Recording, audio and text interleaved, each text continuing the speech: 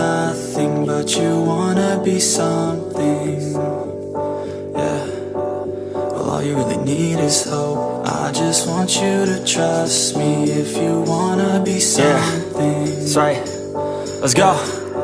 Yeah, when you're feeling down and you're out, like you got nothing but doubt, you're alone in the crowd, just trying to figure it out. All of this cloud and this money got you feeling left out. Listen up to me now, every word that's out of my mouth. Let's wake up, it's me, you're gonna follow your dreams. Right everyone, today is a big day. We've been invited down to Hitchin College in Hertfordshire. Me and Jamie are now on our way to go and meet Anthony Roberts. One of the key things that we get asked to do is go all over the country talking about knife crime and the effects of crime, full stop. Me, you know my story, and if you don't, it's because my brother was brutally murdered by knife crime, and with that I pushed a message out there to try and stop anyone else from committing the same sort of crimes because of the devastation it leaves behind. We're meeting up with Anthony Roberts. He is a convicted armed robber. Multiple times he's been in jail, sorting himself right out now. So I just had to think then of you know, his part in this is basically raising awareness on not to go to prison. He's spent a large amount of time in jail, and his crimes are extensive. He is a hardened criminal. So we link up with people like this, and Cole Scott and many other people along our journey this year in 2022 to be able to put the message out there that knife crime and crime in general just doesn't pay. So yeah, we're now on our road trip to the college. We've been told that there's 150 plus kids there, which is really good because they've signed up for this, which means they're not being forced to listen. They truly want to hear in the devastation that's being caused. That's really amazing because sometimes we just target one or two people. With this one, it's 150 plus. So, you know, today's going to be a good day. So fingers crossed we get to help save lives. So we've just finally got here. It weren't a bad drive really. We just met up with Anthony. Anthony, where did you come from today? I come all the way from Aylesbury today. Aylesbury. So we just got a lift down here, looking all dapper. I didn't realise he was going to dress up for it, and there's me in my shorts as always, and my man here is looking super sexy and smart. But you know, the message is clear. Don't matter what you look like. We're criminals trying to pass a message on, a more positive message. And thanks to Anthony today and the college for letting us do it. We get to put that message on. So yeah, love guys. Thank you. Sweet man, see you soon. I'm going to introduce you to Paul and Anthony. They've come a long way to speak to you today. You might guess by Paul's t-shirt what it might be about. Please have the respect to listen. It'd be really nice if you could ask some questions. It doesn't matter when. If you've got questions, throw them in. They will also be waiting around at the end if any of you don't feel comfortable asking questions in front of such a big audience. And I'm going to hand you over. Thank you. You're right. I feel like I'm auditioning for the X Factor. I'm Paul Stansby. I have a knife crime charity. I started the knife crime charity because I lost my brother to knife crime. My brother was part of the streets. He was a very powerful guy as far as the streets were concerned. I don't think you realise that when you're out committing crimes on the street, giving yourself a reputation, the damage that you're causing to yourself. Now, I didn't believe that anyone would be able to take my brother until he was stabbed. Now, that was the most devastating news I've ever heard. My mum ringing me up, just screaming down the phone, he's dead, he's dead. Now, 5 years I've been coming around schools, spreading awareness on knife crime. It's still difficult today, even talking about it, but it's important to get the awareness out there that carrying a knife really will not benefit you in any way whatsoever. I know a lot of you guys are carrying knives, not used per se, but that will know people that are carrying knives to protect yourselves from the danger of knife crime, because you believe that you have to carry a knife because somebody else is going to carry a knife. So you carry a knife to stop yourself from being stabbed. What you don't realise is you're 50% more likely to be stabbed with your own knife. And that's statistics, that's facts. So if any of you are carrying a knife to use it on anybody, know that that knife you're carrying to protect yourself is possibly going to kill you. If any of you guys would like to raise your hand and ask any questions, feel free anytime throughout the conversation. I started my criminal career off as wanting to be the baddest person out there. And believe me, I got up to quite a high status from where I'm from with violence. Not once did I ever feel like that we was going to be, as a family, ruined by the death of somebody in my family, knife crime. I got into crime in a different way to Anthony Roberts got into crime.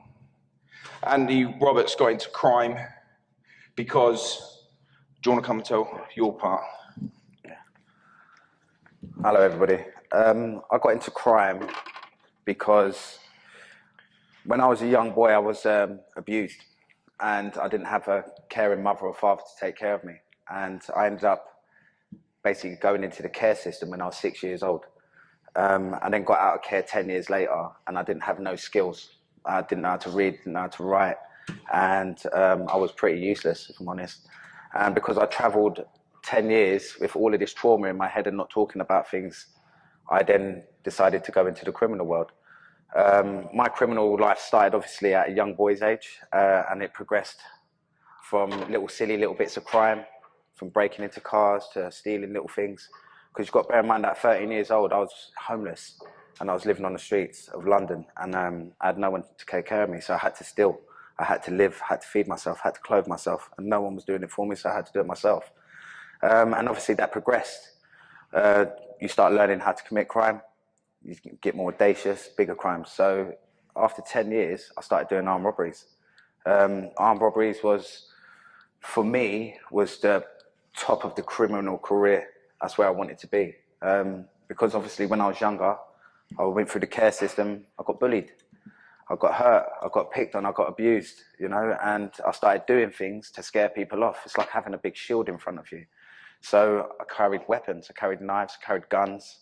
I was involved in a lot of heavy crime, and I got punished for it. I've spent over 12 years in prison. I've lost lots of many good friends of mine through same way Paul lost his brother, through knife crime. My friends have been shot, stabbed, murdered, and I came into that way of life because different to Paul. Paul done it in the way of he wanted to be the bad man. A lot of other people get into crime because they have no choices. Like me, I had no choices. I didn't have no skills. Like you guys, you're all in college. You're about to make a good part of your life, a good education. Things are going to be good for you. I never had that opportunity, so I decided to steal. Do you want to take over?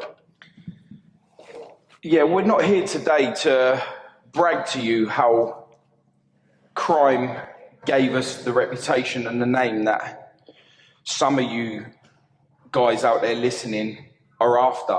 What we're doing is we're raising awareness in the fact that it doesn't matter where you want to be in the criminal underworld, as you see yourself, as far as your reputation goes. I can assure you that you're going to get to a certain point in your life that you're going to regret everything that you've done or have thought about doing. Because there's one thing in life you can't get back, and that's time.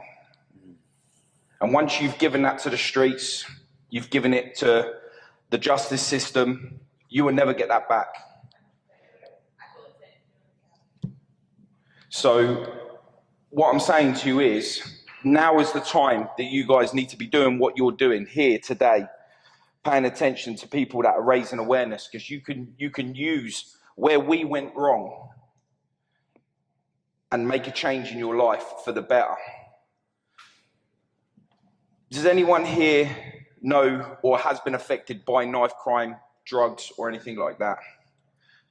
Does anyone dare put their hand up? No?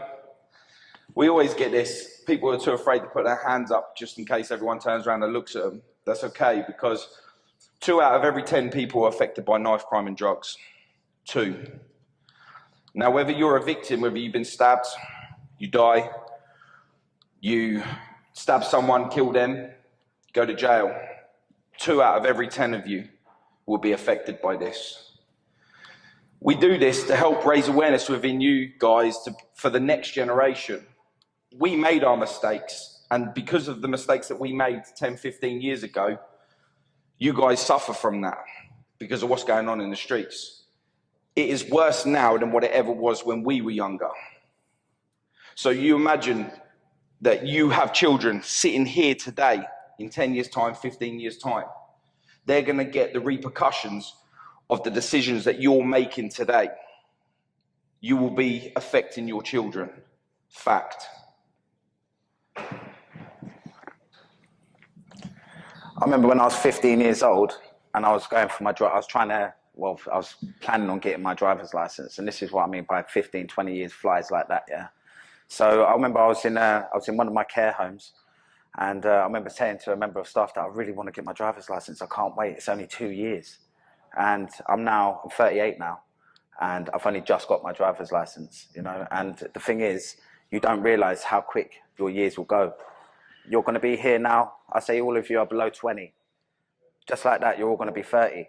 And if you commit one silly act, yeah, one childish act, whatever act you want to call it, in it, you pick up a knife, you have an argument, and you stab someone with it, the sentences they're giving now are ridiculous. So you'll be getting out when you're maybe 25, 30. And for what? For nothing, you know what I mean? And the effect of that, the effect of knife crime, the effect of crime in general, like if your house gets burgled, how do you think that affects someone? You know, if someone runs up and rips your handbag out your arm and runs off down the road with your phone. I know everyone loves their mobile phones, don't they? You know what I mean? But the effect of that later on in life, it's traumatizing. And obviously, when you commit crime, like I've committed a lot of crime, I traumatized myself by committing crimes, by being involved in violent acts with people, where people are being badly beaten, people are getting shot, stabbed, and all of that mad stuff, you know? And that affects me to this day later, 20 odd years later, and I'm still affected. When I close my eyes at night time, I can still see all of the bad shit that's happened, you know? I'll tell you what happened with my brother. Just normal day, you would have. Some of you might smoke weed, some of you don't. My brother was going to collect some drugs from a dealer. Normal thing that he would do every day because he was going out that weekend. He turned up to the spot where you get your drugs from, and they mistaked my brother's identity. He was just collecting drugs so he can go out and have some fun, bit of weed. The 4 guys come out of a house because they thought that he was there. They mistaked him. They thought he was there to rob them. They mistaked him for somebody else. Looks very similar to my brother. They took it upon themselves to attack him. He was obviously trying to plead to say, "It's not me, you got the wrong person." They didn't bother listening to him. He tripped on a curb, and when he went down, one of the people, they pulled a knife out and stabbed him in the stomach. He died instantly. What I'm saying is, guys, is you just don't know. You need to be more aware of your surroundings, the people you involve yourself with, the decisions that you're choosing to put yourself in, because you don't know that it could be your last. You all know that knife crime is very serious, especially nowadays. Everyone seems to want to stab people. Yous are coming up in your 20s. You go to jail, you look at 25, 30 years, like he said. By the time you get out, what is there left for you? Nothing. You know? Because in 30 years, or 25 years, if you went to jail 20 years ago, you'd go to jail with the mobile phones being massive, like no internet on your phones, no nothing. You come out to a whole new world. Imagine how that would feel, coming out and not even knowing what an iPhone is or knowing anything or to use that's modern today. You have to get used to all that lot. Getting yourself back into society is so much harder. Anthony would be the first to tell you the time that he spent in jail. You know, coming back out and just dealing with reality is really hard. Yeah, the effects of prison are traumatic, mate. If you think of it, if you go to prison at a young age, I went to jail when first time I went, I was 16. I got out about a year later. And that behaviour continued up until I was in my early 30s. Now, could you imagine, you've all had bad days. Yeah, so imagine being in a block, yeah, we'll tell you what a block looks like. So we call it the segregation unit. That's what you get in a prison, yeah? So that is a concrete block, that's it. There's nothing else but concrete in there, and that is it. You've got a window, if you're lucky. Some cells don't get that. So you've got that, and all you've got to deal with for 24 hours a day is your mind. Now, if you've got no one, like if you've got a girlfriend on the outside, which most of us did have when we first went in, we don't normally have them when we get out because they tend to leave you. That's how it works, yeah? So you're going to lose. So think of this, yeah? You're in a prison cell, you're surrounded by violent, dangerous people, yeah? Because that's what prison is. It's full of violent people that are more violent than the majority of you guys here. And you've got gangs of them. So in your normal community, some people might go a certain way to avoid one person because that person might be an aggressive, some people don't like violence or whatever, but then you go to prison and you're surrounded by sharks. You all know what sharks are, yeah, hungry, and they just want to eat everything. Well, that's what it's like in jail. If people see you, you've got nice things, they want it, because bear in mind, people ain't got nothing in prison. They've only got the stuff that the jail give them. Now, if you're rocking a nice pair of trainers and I haven't had a visit and no one sent me money for a year and a half and my trainers are battered and I've got holes in my clothes, then your stuff's going to look better on me than it would you. And that's how people think in jail. They're going to take stuff off you. I'm not saying that will happen to you, but you're surrounded by vicious people that will inflict harm upon you. So instead of causing yourself to drama, just don't get yourself involved in it. You know, it makes sense for you not to be involved in carrying weapons. Like I had a friend of mine, a good friend of mine, the last time I seen him, I was in prison. He got murdered 2 years ago. He got stabbed in his neck outside McDonald's in Kilburn in London. He had an argument over a Big Mac. His name was Peter, and he was my friend, and he got killed. And he wasn't even 24 years old, you know, and he's now gone. And it was an argument over a bloody Big Mac, man, you know. At the time when you decide that carrying a knife is a part of your attire, just know the damage that it's causing. Now, since my brother's died 5 years ago, I've been on suicide watch for my mum. A lot of people that are committing the crimes, they're not thinking of the long term, the damage that's caused afterwards. But the day I lost my brother, I lost my mum too. She has to take sleeping tablets to get herself to sleep. I can't understand the words she's saying because the amount of medication she's on. My stepdad, the next day, had a stroke. He's paralysed on one side of his body. These are the damages that are being caused by knife crime from just one person's act killing another. You know, think about your mums, think about your dad, think about your sisters, your brothers, whoever that you're leaving behind that love and care for you, because the damage is extensive. You know, when I lost my brother, like all of you, when you hear someone's died, you hear 16-year-old stabbed, 14-year-old stabbed, you know, and it just the list is endless for the amount of people that are getting stabbed. That's all you hear. You never ever hear of the after effects of crime, the damage. And when I lost my brother, I didn't realise how alone that I was on the streets, just in life in general, how I expected people, and don't get me wrong, when I lost my brother, my immediate reaction, because I was a very violent person at one point, that I was going out and I wanted to kill 4 other people. And I went on the mission. I went on the manhunt. I went to go and kill 4 more people. 7 days, I had the police hunting me down. I turned over crack dens. I turned over drug dealing spots. I went viral. It wasn't until I was at my lowest point and I was sitting in my van and I was alone crying. That's right, I cried too. But I was alone crying. And it wasn't tears out of sadness, it was tears out of I was lost. I was lost because I sat there and I thought to myself, how can anybody stab someone? How can anyone take someone's life? And everyone here is capable, everybody is. But why would you want to do that? So I realised that I'm just like the people that took my brother's life. And that was a hard reality to come to terms with, because I had to not swallow it, but do it in a different way. Which leads me here to talk to you guys today. Bring Anthony along and Jamie, the cameraman. And we go around just raising awareness that one act of violence doesn't create another act of violence. There is a good message that comes from all of this. There really is, and it's raising awareness of what it is that we do.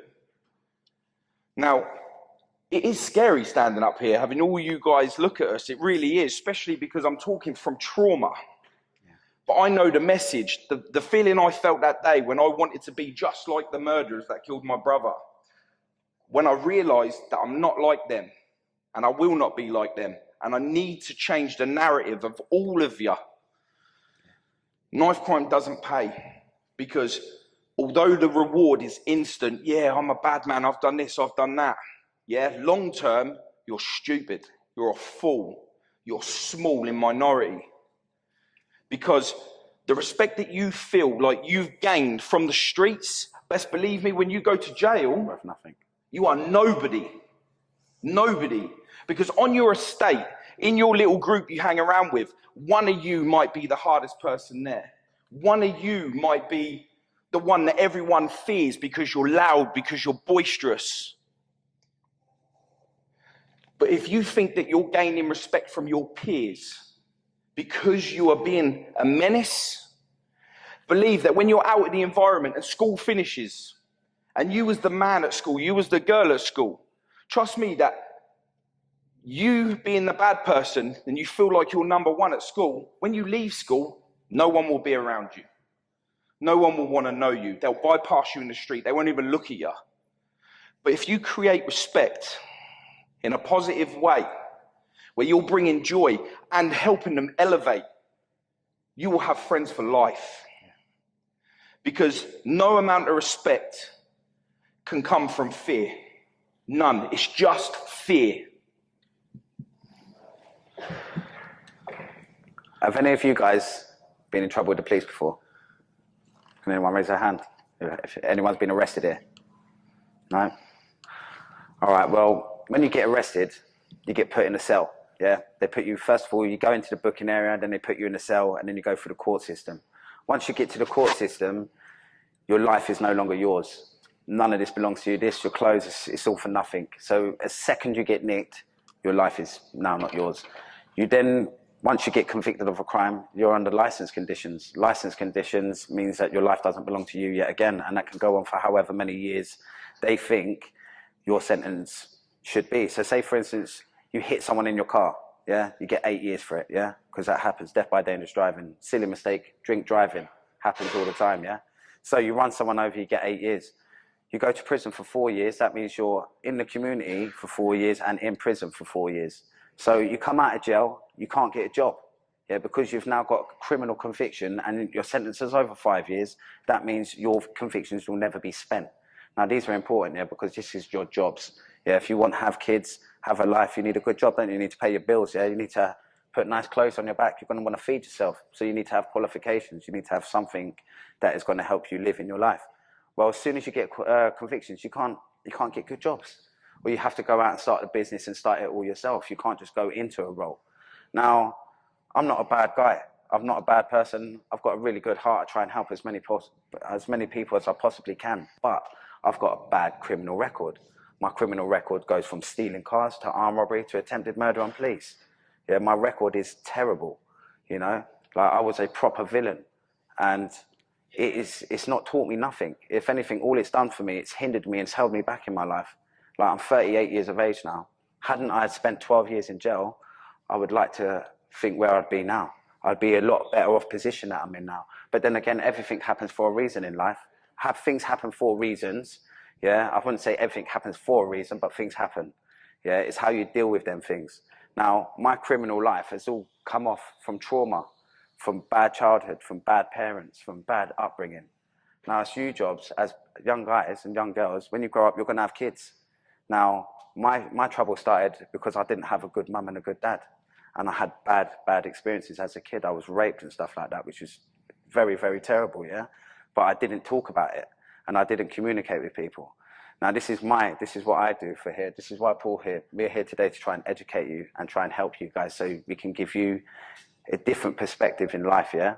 Now, my criminal journey happened through trauma, yeah? Things that happened to me that I didn't talk about and I didn't deal with, and I ended up becoming a violent guy.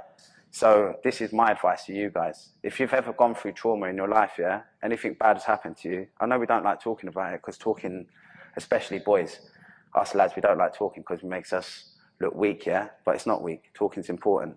Like, so if any of you guys have been through bad shit in your life, yeah, sorry about the language, you've been abused and stuff like that, find someone to talk to. Find a specialist. Find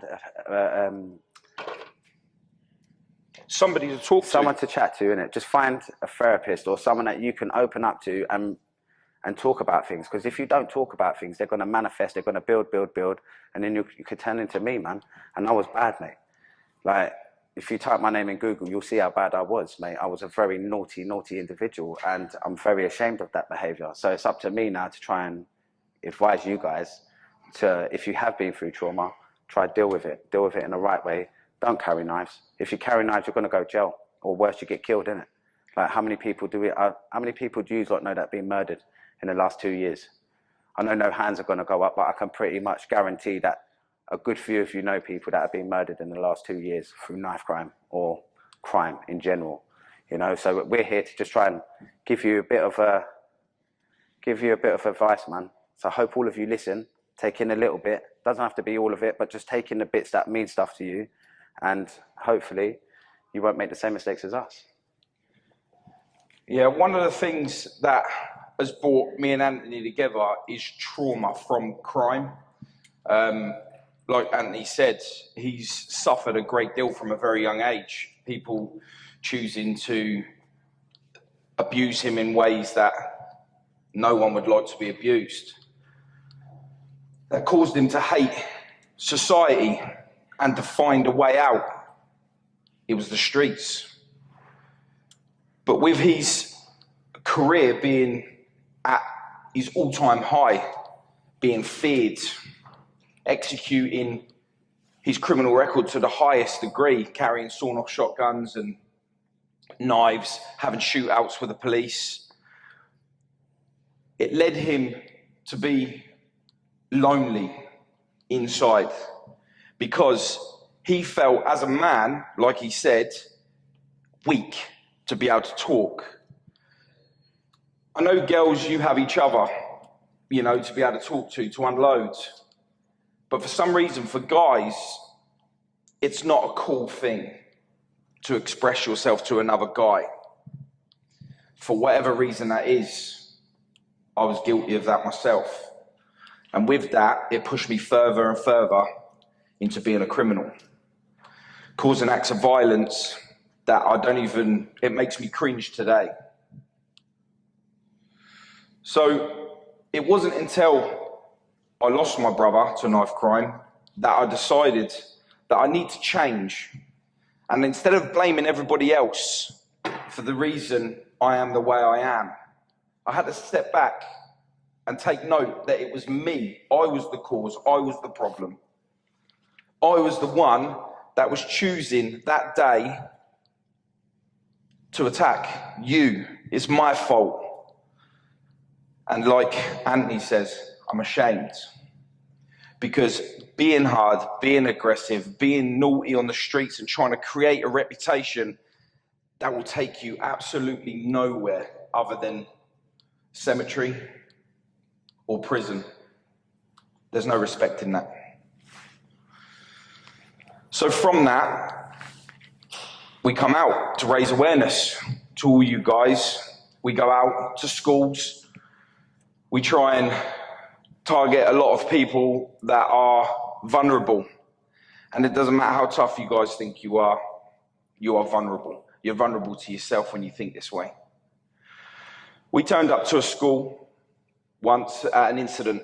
There was a 10-year-old girl.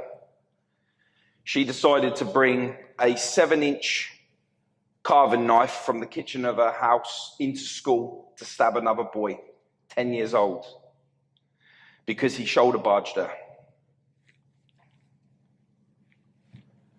What is a 10-year-old thinking to take a knife into school to stab another boy because he pushed past her.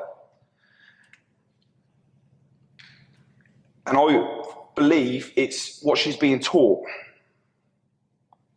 She's led to believe that it's okay to take a knife into school at 10 years old to stab another child. As a parent, when I set my kids to go to school, I don't expect to get a phone call from school saying my kid has been murdered or stabbed by another child, especially at 10 years old. These 10-year-olds are looking up to you. It's your responsibility to be able to show that generation that that's not the way. Because the more that we carry on being blind to the fact of what's happening in the streets today and around you, the more likely it is that you guys will have children. And because you never stood up now when you can make a change now, because you guys didn't stand up to say that that's not the right way, know that that comes around. So when you have children and you send your kids to school, it's probably your child will be the one that will be stabbing or being stabbed. Think about that.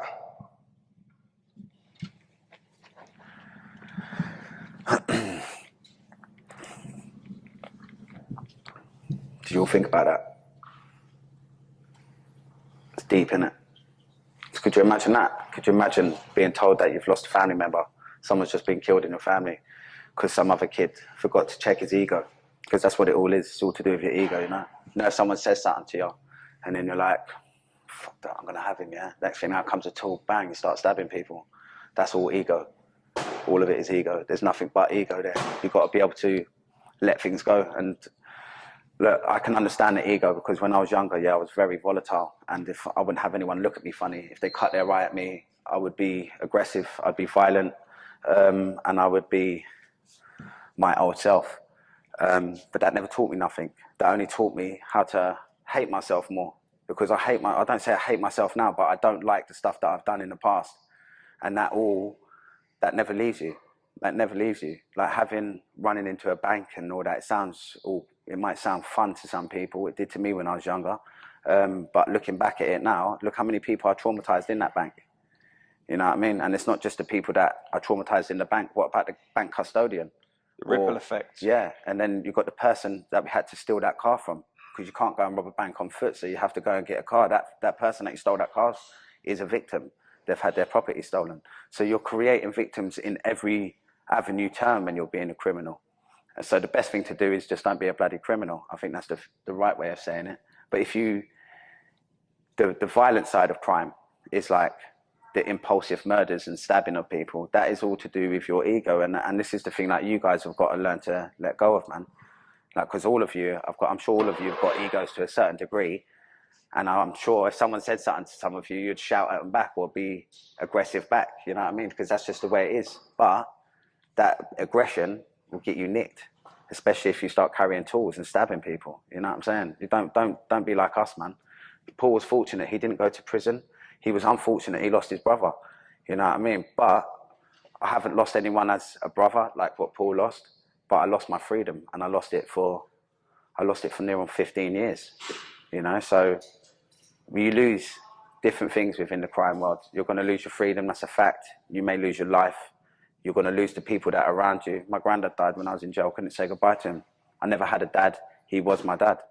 You know, I couldn't even say goodbye to my granddad. You know, and that was because I decided to commit crime.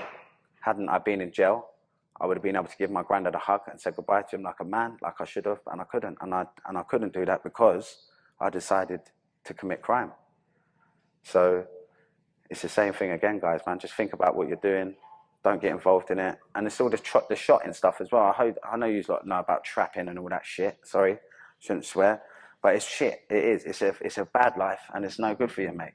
Like, if you look at it financially, if you do that, yeah, you're under minimum wage. I think minimum wage is about £8 something an hour. Well, if you do that, yeah, I can guarantee you're not going to be making a lot of money. You know what I mean? And the effect you're having on that as well is like, look at all the damage you're causing as well, man. Like, you've got guys and girls that are taking drugs. They go home, they're not feeding their kids. So their kids are going hungry. And it's a vicious, vicious circle. And with drugs comes violence, and with violence comes weapons, and with weapons comes death. It's just what happens. Drugs, it's crime, it's just a big ball of rubbish, nastiness that you don't want in your life, man. And it's our job to come out here and put it all in your brain so you all understand it. You know, we all come from different backgrounds. I come from a criminal background. All of my friends are criminal. They're not no more. The ones that are still criminal, all in prison. The ones that most of them are dead. You know, so it's the life that you choose. Education and getting a proper job and providing for your kids properly, making yourself happy, is the right way of going. Getting wrapped up in all of this rubbish, you're just going to end up like me. I've got bits of my body missing. I've had my ear bitten off. You know what I mean? I've been stabbed in my chest about 4 times. I've got scars all over my body. You know, this is all because of crime and carrying weapons and get involved in rubbish. You know what I'm saying? So it's for you guys to just take that in and listen and just put what we've been through, put them actions into your life, man, and try and understand that it's not all worth it, man. And you ain't going to make the money you think you are. And trust me, if you decide to go down that road, you're going to lose far more than what you gain. You might get an initial bit of money in your pocket straight away, but when they come crashing through your door, which they will do once they do their investigation, you're gone for years. And it's the same thing with the knives. Vicious circle. It's right what he says about knife crime, gun crime, drugs. It all works hand in hand. The thing is, a lot of people that end up getting into selling drugs get into it because they want to make money. They see people with stacks. They see people wearing £1,000 trainers, £500 jeans, £3,000 jackets, whatever. You think you can wear that in jail? You think that no one's going to take it off of you in jail? Why? Because you're bad? Because you're somebody? When it's put on you in the way that we're trying to explain it to you, I hope you're hearing, because you get into drugs, you do it, you make money. You might get £500 a week from a day job. You have to work every day, non-stop, you're tired. Don't get to see your friends. You sell drugs, you might make £1,000. But best believe, with that extra £500 that you'll be making from your legal job, where you're free to sit in your house without twitching your curtains because you hear a noise outside, walk down the road without worrying that someone's going to jump you and rob you, not worried whether the police are going to knock on your door and raid your house. That's what that £500 will give you. Stress. Stress. And the fear of your life being taken. When you make that extra £500, you don't account for when you go out because you want to be fly, because you want to show off your money, you want to show off your stacks, you want to be the man or girl. You'll be buying drinks for everybody, thinking that you've got friends. You'll be throwing parties that you're paying for. Your friends will ask you to come out. You'll be paying for that because you're the man. When something bad happens to you, you go to jail, you get stabbed, you get robbed, you're alone. All them people you bought drinks for, they're not around. Why? Because they don't actually care. They're only accepting the free things that they can get from you. So what do? You stop yourself from getting robbed, you carry a knife. You go out and you force yourself to be someone that you know you're not. Because your future you will tell you, if you make it, that how you was, what you did, was all a waste of time. Crime truly doesn't pay. It does give you a name. It does stop you from being able to travel to certain countries. I don't know whether you guys will end up having daughters or sons and they're going to be watching a TV program as simple as a travel holiday. Yeah, you'll see the advert come up of Disney. Your daughter, your son will look up at you and go, "Dad, I want to go there. Take me there." And your kids are everything to you. You want to give them the world. But you've got to explain to your child that the reason why you can't take him to Disney is because you have a criminal record. because you wanted to make some quick money. You got to tell them that they can't go and see Mickey Mouse. You got to tell your daughter that she cannot be a real-life princess with the other princesses. Trust me, I know this, and I say this because it happened to me. I had to explain to my kids I couldn't take them. The look on their face had me in tears.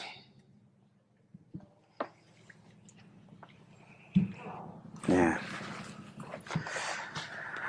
Forgot what I was going to say then. Yeah. It's real, isn't it? It was real. My brain's gone blank. Imagine that. So anyway, so thinking back to the crime, yeah.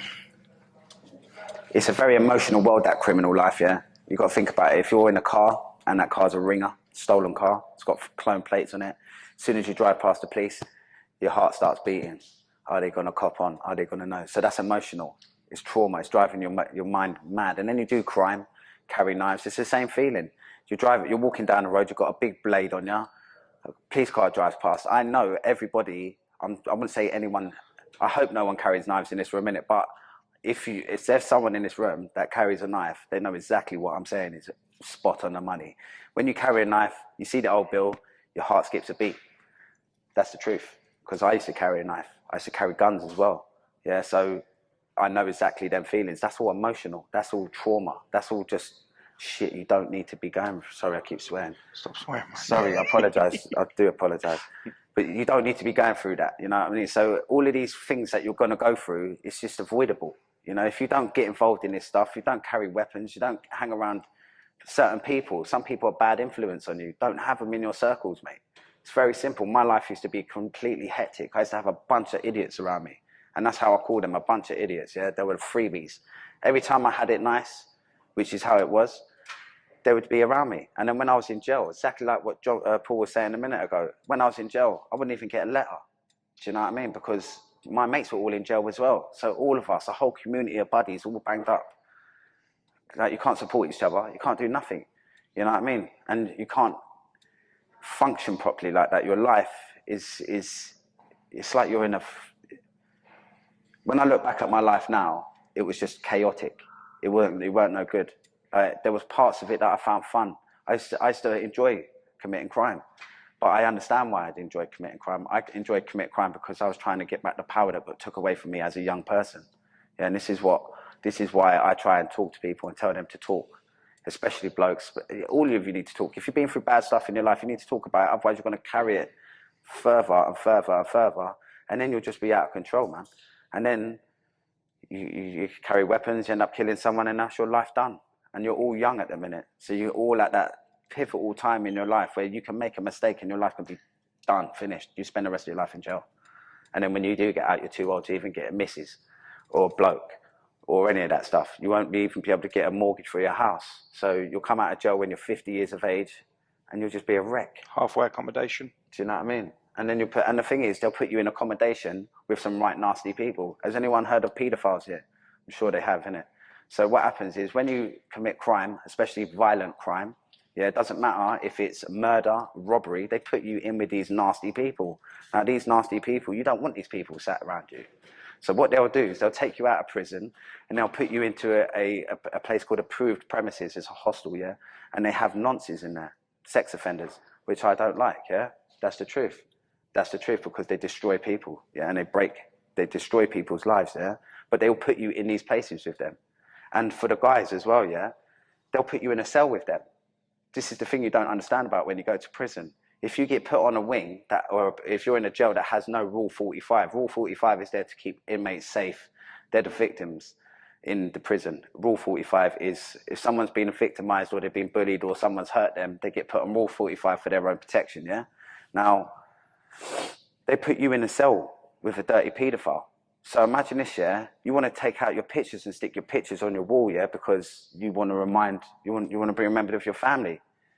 You can't do that because you don't know who you're banged up with. You don't know if this guy's a child molester, a wife killer, a drug dealer, or whatever. It could be anybody. And you're not exactly going to sit there and be best of pals with someone you don't know the second you walk into a cell with them, are you? You know, so these are the things that you need to think about if you are going to carry a knife, because if you are carrying a knife and you stab someone, you are going to prison, mate. You ain't going to get away with it forever. I can promise you that, innit? Like, I've done a lot of crime for many, many, many years and got away with it. Got away with loads of crime, you know, but I did get caught. And when I did get caught, I got 12 years for it, you know? And then I got a 5-year sentence before that and many sentences before that. So it's continuous. So just listen to what we're saying, man.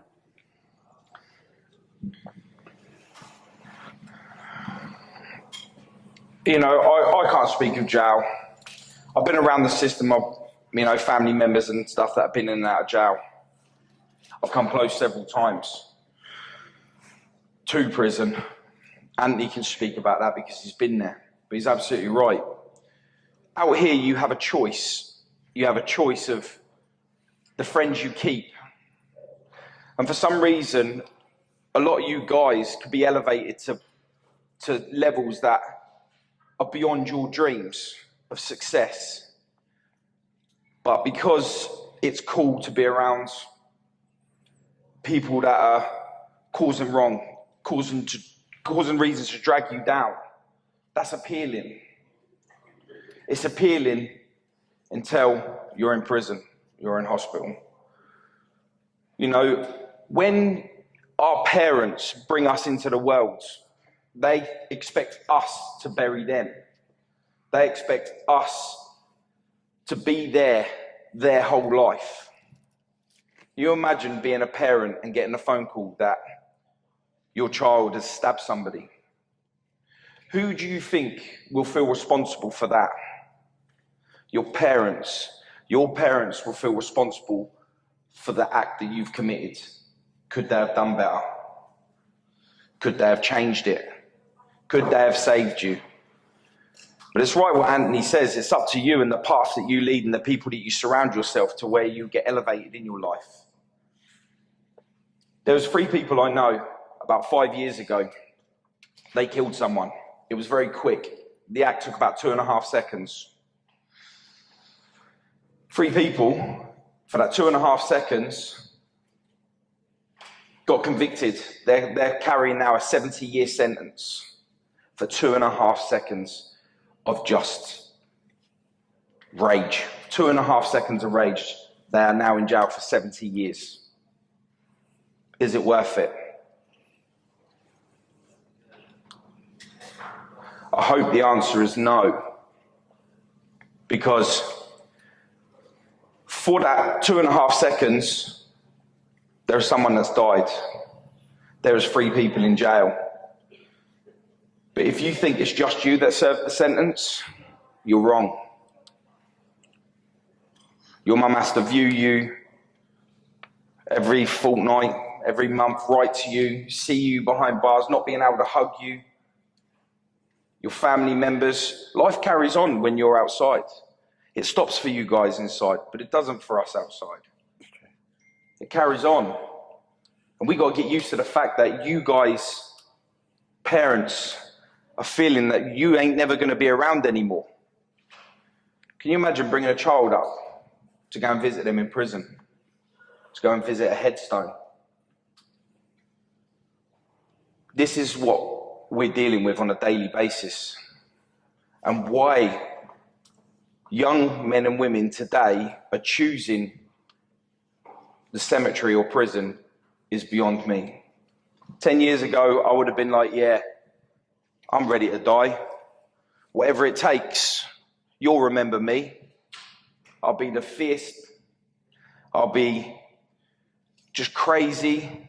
I will be everything that you would ever see in a Hollywood film, in London gangster films. That's going to be me. I'm going to surround myself with people like Anthony. I wouldn't think twice of coming in your house, taking what you've got, because, like Anthony said, it will look better on me than it would you. But why have I got the right to take what you've earned? Why have I chosen that every single one of you has chose to work hard for me to just take it off you? Because I feel like I deserve it. That's the mentality that we deal with on a daily basis when we go out and do these tours all over the country, talking about crime and how it doesn't pay. You know, gone are the days where people are wearing chains, Rolex watches, and all of that lot, because if I saw you with a Rolex watch, I'd chop your hand off to get that Rolex watch. Why? I can't wear it. It's evidence. But why did I do that? That's the way I was thinking. But no, the higher up in the chain I got in the criminal fraternity, the more violent I got, the more fear that I created amongst my peers. That when it was my time to be taken, when it was my time for one of you guys to take my slot, because if you take me out, you haven't got to go through everything that I've done, because you've took the big guy out. You're now the baddest. But I know the more that I created fear on the street when it was my time, I ain't fighting anyone one-on-one. You ain't coming for me one-on-one. If you're coming for me, I'm putting myself in danger, because you're coming to kill me. Because you know that if you don't, I've got to come back. Why do we think like this? Why is it okay to think we need to be nothing? Because when you get older and you look back over your life, everything that I'd done to be the top dog was all for nothing. It led me here talking about Paul, the bad man on the streets. Brother got killed through knife crime. It was a frail man. It was a frail, skinny, drug-addicted guy that took one of the most powerful men from my life. I'd never, ever would have thought it. So you guys are looking all in the wrong way, the wrong direction. What you really should be doing is putting your face in the books. You should be creating a positive. You should be preparing yourself for a successful future on the outside. Real respect, real knowledge. It will get you. It will take a little bit longer, but it will get you exactly where you need to be. So guys, if you are carrying a knife, or you know someone that is carrying a knife, or you are out there, just give them a nudge and say, man, put that down.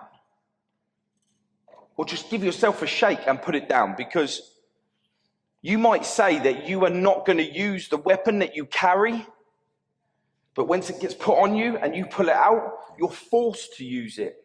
It's either used on you, or you're using it. For what? What do you gain from that? You carried a knife to make sure that you're going to be feared, you're going to be known. But out here on the streets, if you got away with it and the police said, it's all right, he deserved it, and you was on the street, I guess your reputation will be credited. But you see, when you go to jail, after you killed someone to get that reputation on the streets, you're took from the streets. You ain't on the streets no more, and you'll be hated. Your family will be hated. You will never be thought about again, and you're gone for 25 years, and you won't be allowed to come back to the town you committed the crime in. So you have to start fresh, completely somewhere new. And like he said, when you're serving 20, 25 years, the last part of your sentence, you don't know, when you get to be able to apply for parole to come back out to the world, you are put in a house. If you refuse that house that you get put in, that halfway house, you go back to jail. So you've got no choice. So your new friends that you'll be living with on a daily basis will be sex offenders. They will be rapists, child abusers, ex-drug dealers, murderers. These are the people that you are. This is the bracket that you're put in. You're not separated. Oh, you killed someone once, you're forgiven. We'll put you in a mansion. You know, we'll help you get a job and that. You've got to start all that from scratch. You'll be living with these people. You know, when I was your age, I used to stress about everything. I used to stress about money, what I'm going to be doing today, what I'm going to be doing tomorrow, and it was all stressful. And it was stressful because I never had a career, and I never had a job, and I never had qualifications. So I had no other choices but to go into crime, because crime, you didn't need a career for that. You get paid, that's it, yes, it's all done, yeah? But with your lives there, you've got the opportunity to get qualifications, which means that you can get a job, which means that you can eventually buy a house, which means that you can raise a family, which means that you can have a good life. If you start going to prison now, at this age, I can guarantee you when you're 30, you'll still be in jail, and you'll be fuming, you'll be sitting there scratching your head saying, why did I do that? Why did I do this? What have I done for my life? My life is a mess now because I've just spent 5 years in jail, 10 years in jail, and I've come out of jail. I've got no qualifications. And in fact, I'm in a worse position now than I would have been if I'd done the right thing 10 years ago.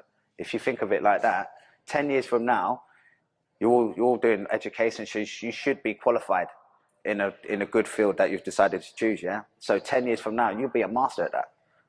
You'll be a professional at what you decided to pick. And whatever you're educating yourself in now, you will be brilliant at it in 10 years. And in 10 years, it goes like that.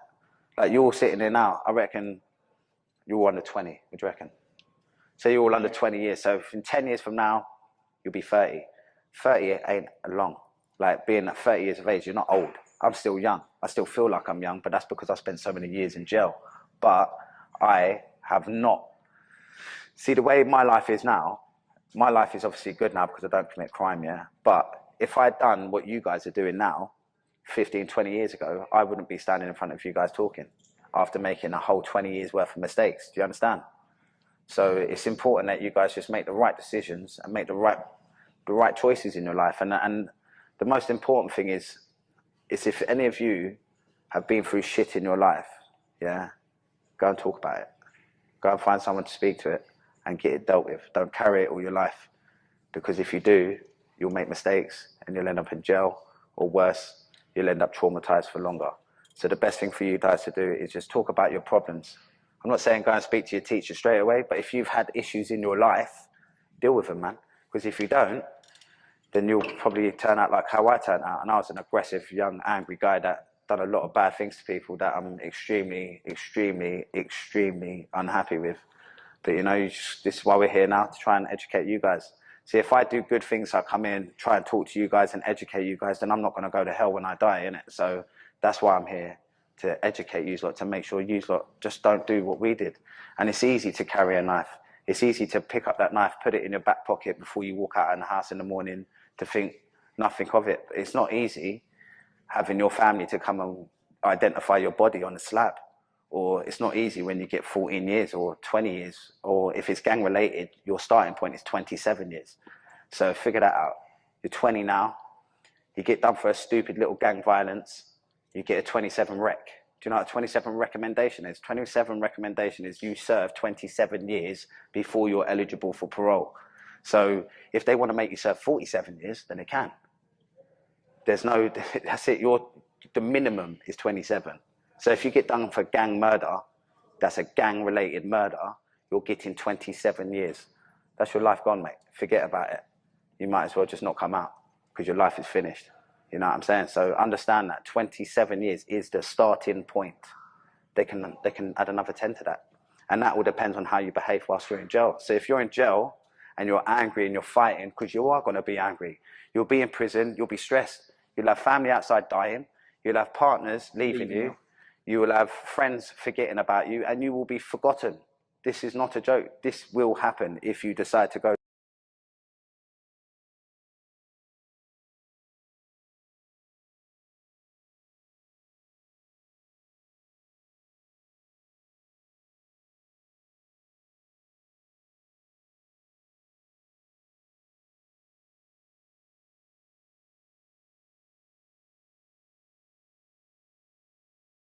It's not really, unless you're making millions, which you're not going to be doing, you know, it just doesn't make sense.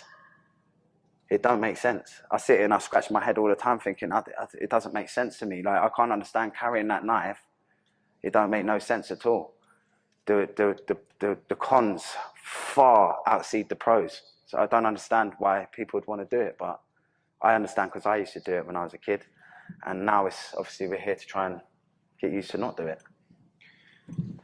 Yeah, it's just being aware of your thoughts. You know, a lot of us, we think fast, especially the younger we are, we do think fast. And because of them actions, we do find ourselves in complicated spots where, you know, we're going to, I mean, I've seen my brother asleep. I see him sleep on the sofa at my mum's house. He was always on the sofa asleep. I'd go in, try and wake him up. Not once did I ever sit there and think I'd see my brother dead. Not once did I think that when I mess around with my brother, like trying to tickle his nose, wake him up for him to get stressed out and throw something at us, they would never ever respond. Seeing someone I love cold on a slab, no expression, no nothing. I can't explain to you how that feels. Deeply, I can't explain how it feels. But there's not a day don't go by that I wish I could change what happened to him. The only thing I can do now to be able to keep him alive is try and change the way that you guys think, the way that you perceive crime, the way that you wish to conduct yourself. You know, like Anthony said, he got to an age where now he's starting to realise that if he would have done what he done now back then, he would be something. But he is something because he's here today to try and help you guys stop making the mistake that he made. It is so easy to carry a knife. It is so easy to use a knife. But life doesn't prepare you for the outcome of murder, of using that knife in a fast act. It really doesn't. Because, like Anthony says, when you do get out of jail, if you get out of jail, some people think you're strong enough, you end up in jail, you take your own life because you can't handle it. People leaving you. Everyone that you thought would be there for you. Your parents dying whilst you're inside. There's a guy who we both know. He's one of the most notorious bank robber, armed robbers in the country. His son died whilst he was in jail. And because he was a problem to the system, they refused him to go to his son's funeral. Can you imagine being in jail and your son dying and being refused to go to his funeral, to say goodbye because you were the problem? Everyone glorifies prison, they glorify trapping, they glorify knife crime, gun crime. But it's not until you become a victim that you wake up and you realise that you're not untouchable. You can be got. And it will break you. On the flip side of waking up and realising, I wish someone come to me and told me what we tell people. I wish they'd done projects where people who I would pay attention to would have changed the way that I think, changed the way that I was acting when I was younger. Because I regret everything that I've done. Everyone that I've ever hurt, and I've hurt a lot of people. Believe me, that lives with me forever. When I do my podcasts on YouTube and things like that, you'll hear me from time to time on there apologise to the people that I'd hurt, to the people that I'd committed the crimes to. Because at the time, my thoughts were I wanted to be the baddest. And I was on the up and up. But it's not until I lost my brother to knife crime that I realised how the victims must have felt that I put to them. But it's a shame. It's a shame that I had to lose my brother and he had to be a victim for me to wake up. Guys, don't be me. Don't be Anthony. Be the new you. Be the you that the kids are going to look up to today, because trust me, you guys, people are going to look up to you, every single one of you. And if you want to stay in your pajamas until 3 o'clock and you want to drink beer all day long, best believe whoever's looking up to you is going to do exactly the same as you, because you're their hero. You're their role model. Best believe if you want to be a multi-million-pound company, you want to be a powerhouse, you want to be on TV, those people that are looking up to you will want the same as you. You can change the next generation, but it starts with you. It doesn't start with anybody else. It doesn't start with the person sitting next to you. It doesn't start with your parents. It's your job now to make the change for the kids for tomorrow and for yourselves. You're responsible for yourselves. You're responsible for your actions. Show me who your friends are. I'll show you your future.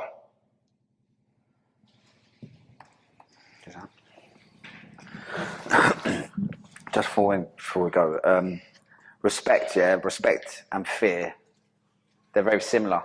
People treat you the same, which I find kind of weird actually, but that's just how it goes. People that are scared of people, they'll go on like they're respectful. So just keep your eyes open for that. But respect, I respect the man that will get up, go to work hard, put food on his kid's table, puts food on his wife's table, and is a man. A man is someone who goes up, gets a job, goes out and takes care of his family, looks after his children, puts food, pays the bills, and does the man thing. Yeah, going out trapping, going out shotting this and shotting that, and bloody robbing this and robbing that, that ain't respectful, man. And that ain't a respectful man. You know, as men, us guys, we're men, yeah? So we've got a way of living. Like us as a man, I'm a provider. I provide for my family, I provide for my children, I provide for my wife. You guys are going to probably do exactly the same as that. But if you're in prison, you won't be able to provide for no one. That's a fact. You will not be providing for no one. You might be in jail shotting food and shit in jail. Sorry about my language, but this is very, I feel this, innit? Because I come from that world. I come from that world, innit, yeah?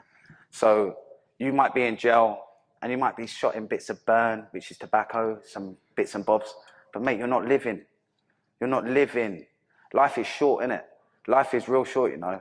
Like, and it's gone like that, bang, 10 years, 15 years, 20 years, I'm old. That's exactly how it goes. You're like that, bang, bang, bang. And you're going to waste all your youth, all your good years. Your good years are your teens, your 20s and your 30s, mate. I say, I ain't hit my 40s yet, so I can't talk for them. But all of them earlier years, they're the best years, man. They're the years that you're going to have the best times of your life. Your youth, you'll never, ever get that back. Your 20s, I spent all my 20s in prison. I spent the whole lot of my 20s in jail. A piece of my teens in jail, all of my 20s, and I've done a big chunk of my 30s in prison. I've done 90%, well, I'd say I've done 30% of my life in jail, which is ridiculous, considering I'm only 38 years of age, you know? So, yeah, I've sort of, it's taken me 30 odd years to grow up. It took me 30 odd years to get over all the stuff that happened to me when I was a kid. And this is why I was the man I was. I was a very broken person from such a young age. And this is why I scream at everyone, talk about your problems, talk, communicate, talk is very, very, very important. Because I know you're like, well, some of you will be sitting there thinking these guys are full of crap. Yeah, because I would have been sitting there thinking the same thing when I was younger, do you know what I mean? And I would have, and that's the truth, innit? I talk realist, innit? I'm very real, I don't beat around the bush, I say exactly what I think. If I don't like you, I tell you I don't like you, and that's just me. But I don't lie. So I know this won't, some of the stuff we're talking about, it won't affect any of you because you might not have lived that lifestyle, innit? But some people will know exactly what we're talking about. And they're the guys that you need to hear what we're saying, because it will be too late. And I don't want to hear any of you guys getting murdered. I don't want to hear about you guys going to jail. I don't want to hear about any of you girls holding one of your boyfriend's guns and getting locked up for it, because that happens. Like the girls, you got to understand this. Boys, we can be dogs, yeah? And when we're criminals, we don't care about anyone but ourselves. So, for instance, I'm a criminal. I used to be anyway. I'd give people to hold stuff for me, especially girls. My girlfriend used to hold my gun for me. That's a fact, yeah? Luckily, she didn't get caught, but you guys could. You know, and that's the truth. That's how it goes, isn't it? Yeah. So you girls need to be careful of your boyfriends. You know, this is the facts of life, man. Like, you've got a lot of girls out there that are holding weapons for their boyfriends. They're involved in this trapping life. They're involved in this life. Yeah. So when you get, I seen it on the news the other day. A young girl, she got 7 years. 7 years. I think she was only 18 years of age. You know, so that's her life destroyed. She's now got firearms on her license, which means she ain't going to get a good job. She ain't going to be able to she ain't going to be able to go on holiday. She ain't going to be able to go to places like America or certain other countries, because now she's got a severe criminal record for carrying a firearms, and she's going to jail. And her boyfriend, do you reckon her boyfriend waited for her? Come on, he's not going to wait for her. Why would he, when there's loads of other birds out there? Do you know? So this is just think about what you're doing. If someone tries to give you a strap, knives, don't hold them, don't carry them, man. Think of your life, of your liberty. Because when you're in jail, no one's thinking of you. All right, guys, so that's where it goes, man. It's true, a lot of people that are creating fear on the street, trying to create a reputation. They do rely on weaker people to help them.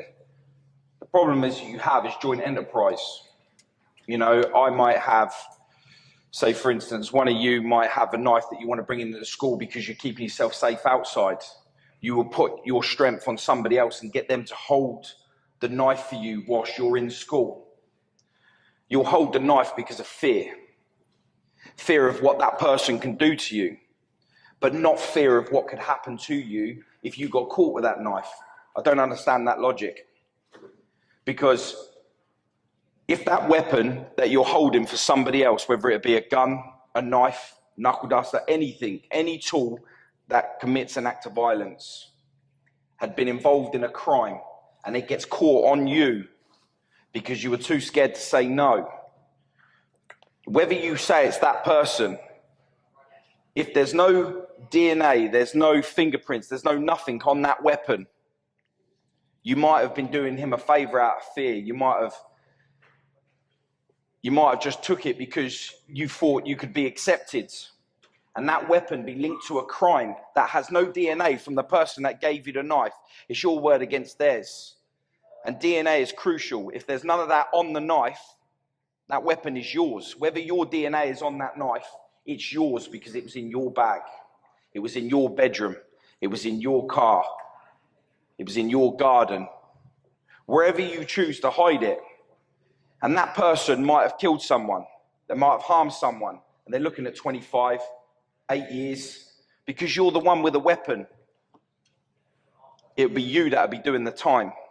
So think about that. Like, if anyone is trying to get you involved with doing something that you know is not right, just say no.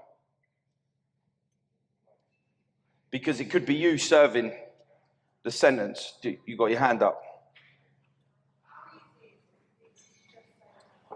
Not easy at all. How easy is it for someone just to say no?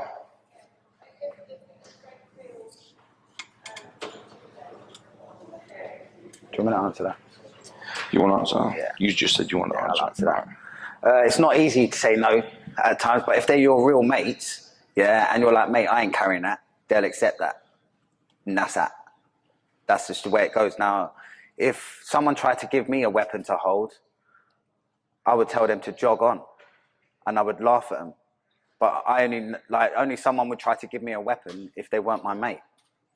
Like, they would hold their own weapon. It's very simple. If you do the maths on it, it's not rocket science.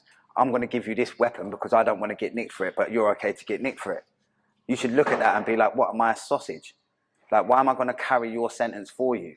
You know, so that's what the kids need to be understanding as well. If someone's giving you a weapon to hold, they're giving you that weapon because they're too scared to hold it themselves. So people should open their eyes. I'm not going to carry someone else's weapon because why am I going to do your sentence for you? Do you know what I mean? And that's what people need to answer. But obviously, it's not easy to say no sometimes, you know, because obviously peer pressure and stuff like that, and gang affiliation. You know, all gang members, majority of the time, they all have to carry weapons. That's why you've got to pick your friends and pick your friends properly. Pick the right friends. I'll answer that as well. And if someone does give you no choice to say yes or no, and they do force it upon you too, it is right. It's not easy to say no, but you'll be more respected for it. On the other thing is, if someone does give you a knife, if they gave me a knife back then, I would have been like, yeah, I'm about these people. This is what I am. This is what I do. I'm a criminal. Now, if someone give me a knife, they ain't coming back to that knife. If they give me the knife, I'll take it. I will take it because I will do something with it. And that's not committing a crime. It would go in the bin. Amnesty bin. That would get handed in. I haven't got to tell them where I got the knife from. I haven't got to say nothing. Just know that when you come back for the knife, and I tell you I handed it in because it's the right thing to do, know that they'll be thinking, wow, what'd you do that for? But they'll go away thinking, I see why you've done it. But I would take it, but I'd hand it, I'd go and amnesty bin it. I'd go and do it because it's another knife off the street. So for me, it would be a means to an end. Would I have it in my bag all day? No. I would literally take it off them and then go straight to an amnesty bin and place it in the bin. You know, you got to think logically. If you leave it and you say no to them, somebody else is going to be affected by that knife. Whether they be stabbed with it, or whether they get caught with it, or whether they're carrying it for somebody else to do something with it. Now, if you can eliminate that and take that away, you're thinking smart. Has anyone else got any questions? What's your opinion on the law around knife crime? Is that for me or Paul? For both of us, I mean. Do you think it is effective? No. Do you want me to answer that? I think, as a victim of knife crime, I feel like it's not good. I don't think it's working. I don't think there's a strong enough deterrent out there at the minute that's going to stop people from using knife crime, because the glorification in knife crime is by far greater. Because I think the more power you create yourself on the street, and this is what I turn around and say, where you don't really feel like you'll become a victim. Because on the streets, you think you become so powerful that no one can touch you. Nobody can touch you. I think it's too lenient, because they're going around it the wrong way. They think that because they see someone with a knife, or they've committed a crime with a knife, that throwing them in jail is the be-all and end-all. That's it, it's done. And you've got to fear the fact you're going to jail. But when you're in jail, like he said, you're in there with your friends. I think there could be another way around it. I think education. I think educating youths like what we're doing today, trying to raise awareness on the devastation that's caused from it. You know, if you commit a crime, you're going to jail. That's just the old, that's the old law. It's the old ways. You're going to jail no matter what crime you commit. If you get found guilty, you go to jail. I just think if they focused more, instead of just locking them up and throwing them away, getting to them at a young enough age to raise awareness on the damages that's caused, I think you can see knife crime halved. Right up, Mike. See, the problem with extending the sentences, yeah. Now, knife crime at the minute, you don't really get too much of a time for it, yeah. I think the maximum, 6 months is the first time for carrying a weapon, and then it goes on. But if you increase the sentences too much, you're just going to make people carry guns, because you get 5 years for carrying a gun. You actually get 4.5 years for a sawn-off shotgun. So if you've got a knife and you're an habitual user and you keep getting caught with weapon, as on knives, and the sentence is going to be more than 5 years, the person's just going to carry a gun, because you're going to get the same amount of sentence. It's education. It's educating the young guys. Like, it's very simple, man. You need to see some gory pictures. You need to see families. Like, I'm an ambassador for a couple of knife crime campaigns, and I speak to families on a regular basis that have lost their family. Sons, like 15-year-old boys getting murdered, stabbed to death. Fathers getting stabbed to death.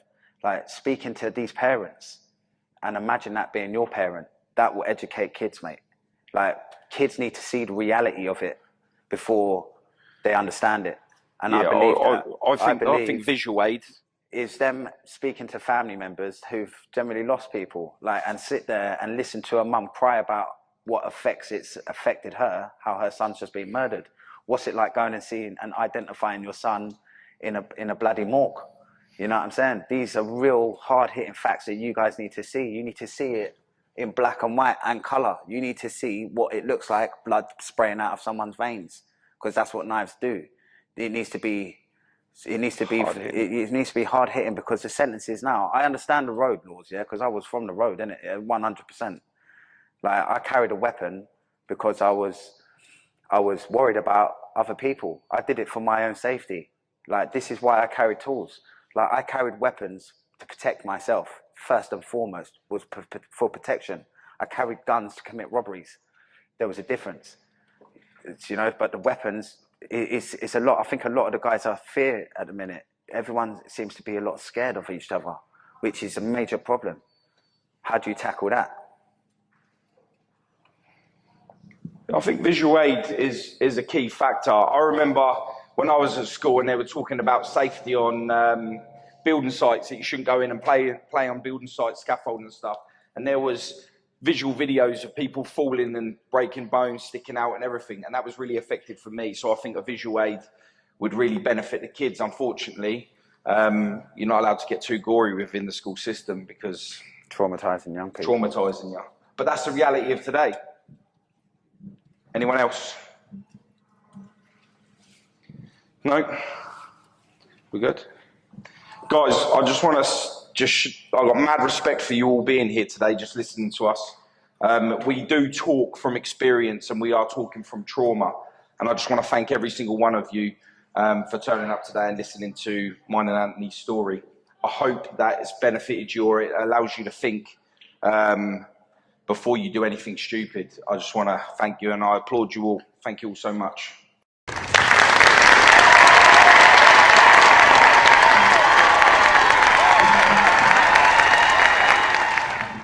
So we've finished the talk. I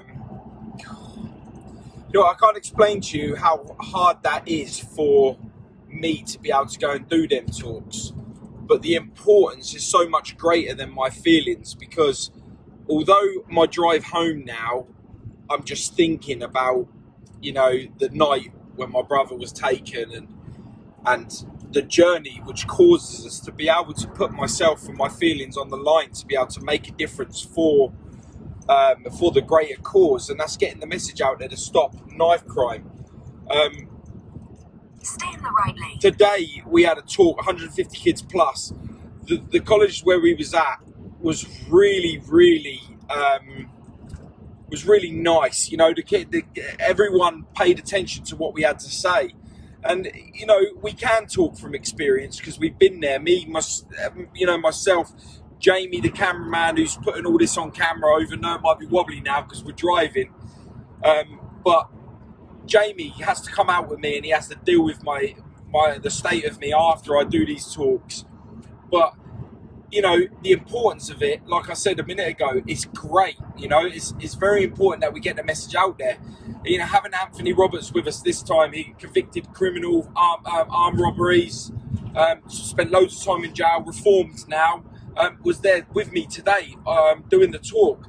And it is so nerve-wracking because you just don't know your audience and you just think, are they? And, when you ask them to put their hands up, no one wants to come forward. But after when the talk is done and you find yourself walking around, that they'll come up to you and start talking to you about, it was really good. And that was really nice to be able to, as I'm leaving the building, to have these young men and women come up to you and tell you how much they really liked what you spoke about, how it was hard hitting, and it's opening their eyes up. Today, I really believe that we opened some kids' lives today that do commit crimes, that are going out there, that are involving themselves. And because of that, today was a successful day. So I thank everybody at the school, all the students for paying attention. I thank the teachers for getting us involved. And it was really nice also having the teachers be able to ask questions about things as well, which you'll hear them get involved. And it's really important that the kids know that us adults really do want the best for them. Crime does not pay. My t-shirt says, stop knife crime, but just in a sense, stop all crime really, because it will only cause you nothing but misery. There's no success comes from crime. And the sooner you realise it, the younger you realise it, the sooner this world will start changing for the better. I applaud you all for taking part today. I applaud you all for paying attention and even watching this video. Massive thank you to my cameraman, massive thank you to Anthony Roberts and Cole Scott for getting us involved with them. Like I said before, he'd done a talk there before and he thought of us, put our name forward, and here we are today doing the same thing that he done. So between a lot of us, there is a message that is clear, abide by it, live by it, swear by it, because the only way that you're going to have change in your life is if you do it first. So boys and girls, pay attention, keep doing you, but just do it in a positive way. Thanks everybody. That's how I know that I'm unstoppable.